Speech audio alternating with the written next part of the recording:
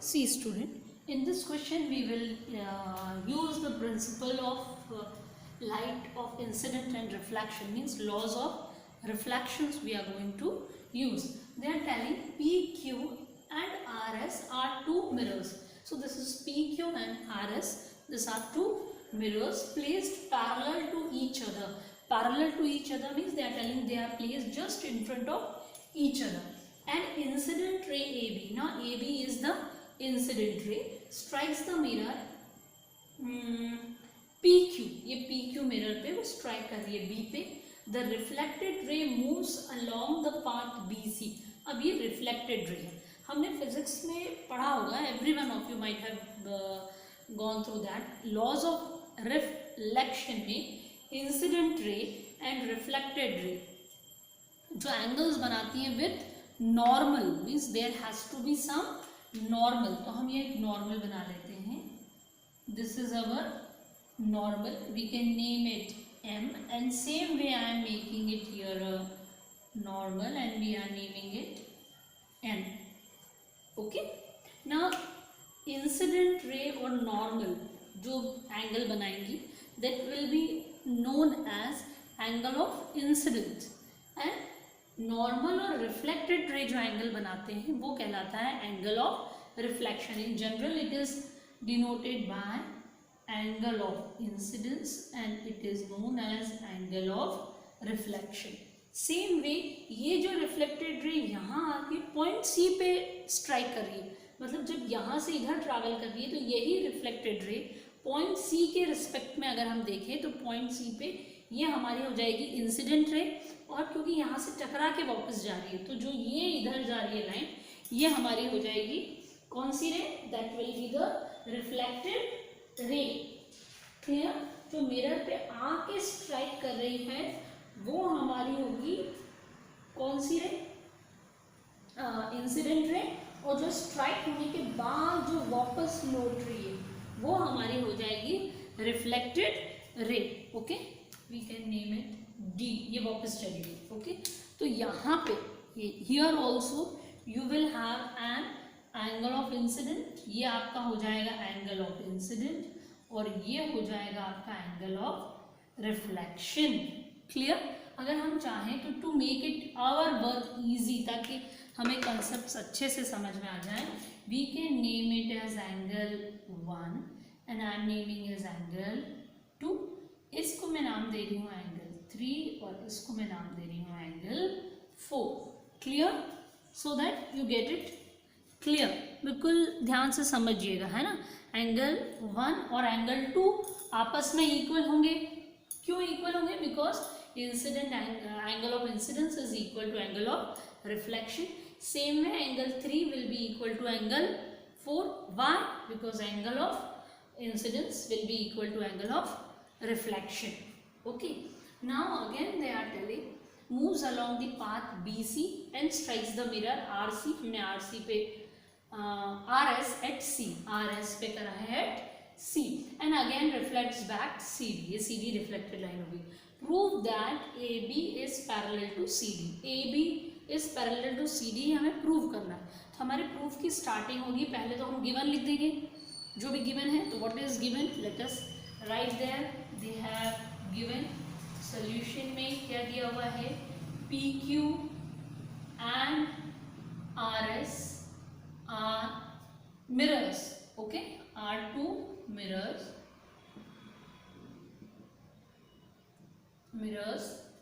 parallel to each other.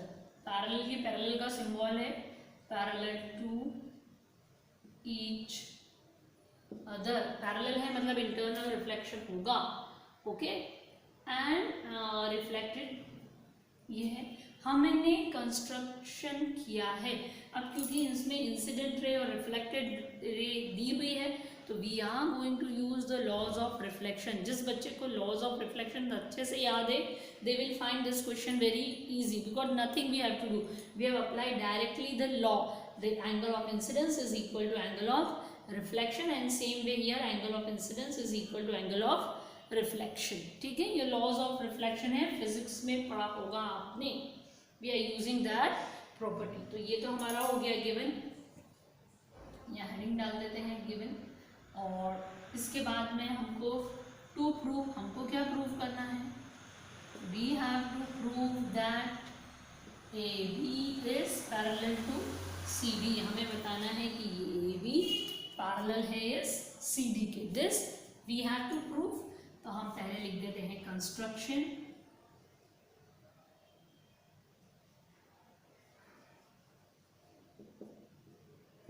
अब construction में क्या कर रहे हैं हम, we have drawn B M perpendicular to P Q. P Q, ये बी एम हमने परपेंडिकुलर ड्रॉ करी है पी क्यू से, और हमने कंस्ट्रक्ट करा है C M perpendicular to R S. अब क्योंकि ये दोनों परपेंडिकुलर हैं, BM is perpendicular to PQ and CN is perpendicular to RS, तो it's obvious कि therefore क्या हो जाएगा, BM will be parallel to CN। BM CN के parallel होगी because both are perpendiculars to the line segments which are already parallel।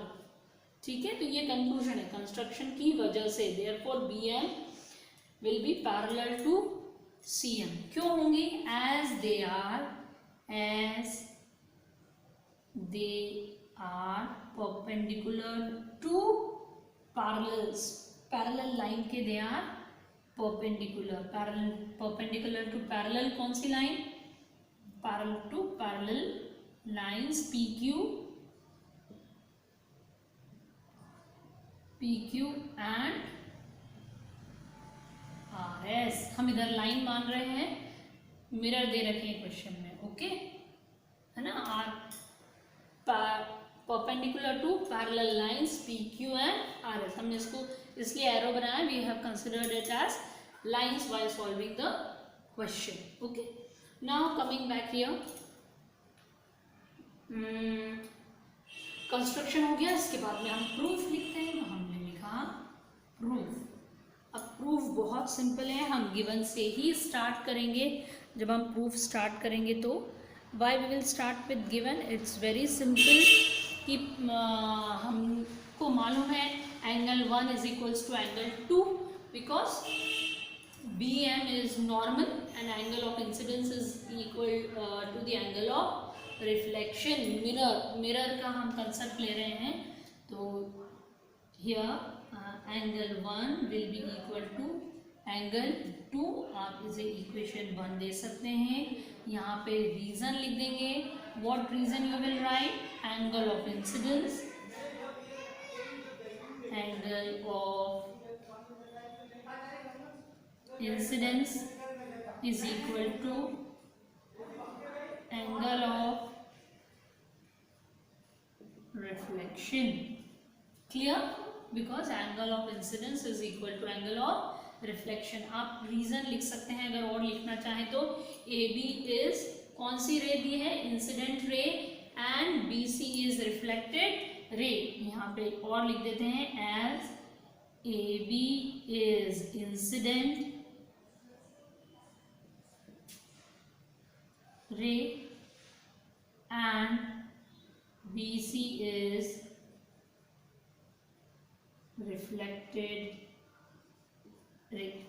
Clear? And similarly, okay, similarly क्या होगा, angle 3 will be equal to angle 4। ये equation हमारी हो गई 2। reason same आएगा, you can write here angle of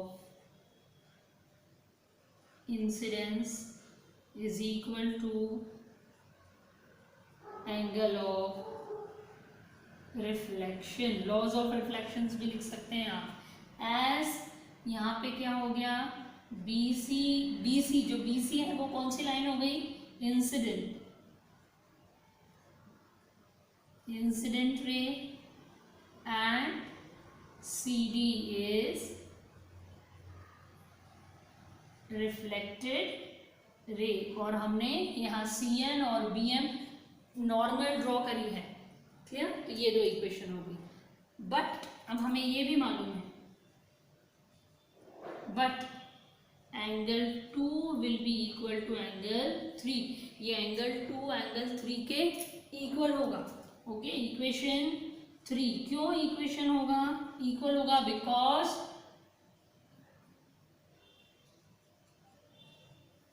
because BM is parallel to CN, BM is parallel to CN। तो कौन सा एंगल्स होगा ये? अगर BM पैरेलल है CN के तो एंगल 2 और एंगल 3 हो जाएंगे अपने alternate interior angles, alternate interior angles. ये सारी चीजें आपको तभी बहुत अच्छे समझ में आएंगी जब टाइप्स ऑफ एंगल्स याद होंगे। तो ये हो गए आपके अल्टरनेट इंटीरियर एंगल्स। अब अगर हम ध्यान से देखें तो angle 1 is equal to angle 2 is equal to angle 3। अगर हम कंपेयर करें बाय इक्वेशन 1, 2 एंड 3 तो ध्यान से देखिए 1 2 के इक्वल है, 2 3 के इक्वल है एंड 3 जो है वो किसके इक्वल हो गया? 4 के इक्वल है। Is it clear? तो अगर हम इस इक्वेशन को इस तरीके से लिखें,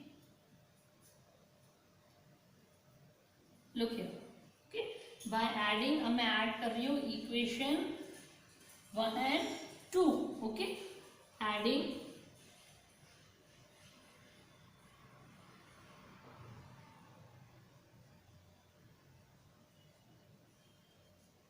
इक्वेशन 1 एंड 2। तो जब आप इक्वेशन 1 एंड 2 ऐड करेंगे तो जब हम ऐड करते हैं तो LHS ही ऐड होते हैं और RHS ऐड होते हैं। तो व्हाट इट विल बिकम, यहाँ पे angle 1 plus angle 3 will be equal to angle 2 plus angle 4। ये angle 1 plus angle 3 and angle 2 plus angle 4, ठीक। बट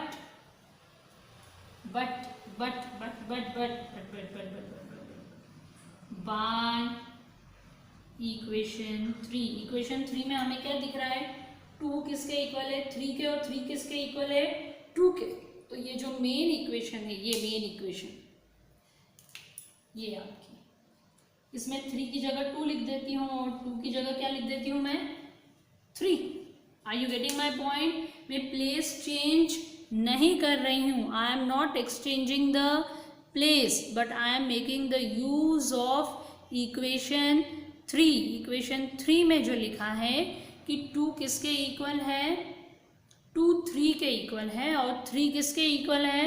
3 2 के इक्वल है। ओके, तो हमारी इक्वेशन यहां से, please see here on the side, आप इधर साइड में देखें, यहाँ लुक हियर, यहाँ पे एंगल 1 प्लस एंगल 2 कर दूंगी मैं। क्यों? क्योंकि यहाँ आगे इक्वेशन में अगेन आई एम अंडरलाइनिंग, आप उससे कंफ्यूज मत होना। ओके, 2 किसके इक्वल है? 3 के। तो मैं 3 की जगह पे आई एम राइटिंग 2 और इधर 2 की जगह पे इन place of 2 I will write 3, क्योंकि 2 किसके इक्वल है? 3 के इक्वल है। तो I will put here 3 plus angle 4। अब you can see nicely angle 1 plus angle 2। Okay, I am explaining it again. यहाँ फिगर में आप देखिए ये लिखा है एंगल 1 प्लस, यहाँ पे आना चाहिए एंगल 3। एंगल 3 नहीं लिख रही हूँ, 3 की जगह I can write 2 because angle 3 is equal to angle 2। So I am writing angle 2 is equals to, again यहाँ पे आना चाहिए एंगल 2, बट एंगल 2 किसके इक्वल है? एंगल 2 है 3 के इक्वल। तो मैं यहाँ लिख दूंगी angle 3 plus angle 4। Clear to everyone? Angle 3 plus angle 4। तो हमने यहाँ पे प्लस कर दिया। Concept clear? एक्सचेंज नहीं करा है, इसलिए बिल्कुल मत सोचना कि मैडम ने इन दोनों की जगह एक्सचेंज कर दी, माइनस साइन क्यों नहीं आया। आई am not exchanging the place, angle 3 ये ऊपर वाली इक्वेशन में देखना, यहाँ लिखा है बट बाय इक्वेशन 3, इक्वेशन 3 में एंगल 3 2 के बराबर है, तो एंगल 3 की जगह मैंने ये 2 लिखा और 2 की जगह in place of 2 angle 2 I am putting angle 3, तो मेरी इक्वेशन बन गई angle 1 plus angle 2 is equals to angle 3 plus angle 4, यही रिक्वायर्ड है। एंगल 1 प्लस एंगल 2 ये दिखा आपको, angle 1 plus angle 2 is equal to angle 3 plus angle 4। कौन से एंगल्स इक्वल हो गए ये? Angle A B C, A B C किसके इक्वल हो गया? Angle B C D, B C D के इक्वल हो गए, means alternate interior angles are equal. ये अपने हो गए angle A B C is equals to angle B C D. Okay, कौन से एंगल्स हो गए ये? अल्टरनेट, के sense alternate interior angles are equal, alternate interior angles are equal, therefore जब alternate interior angles equal होती हैं तो therefore AB is parallel to CD, जो AB है वो parallel हो जाएगी CD के, when alternate interior angles are equal AB will be equal to CD, हम लिखेंगे hence proved। Clear? we will write hence proved, ध्यान से समझ के करना, you will not face any problem there। okay।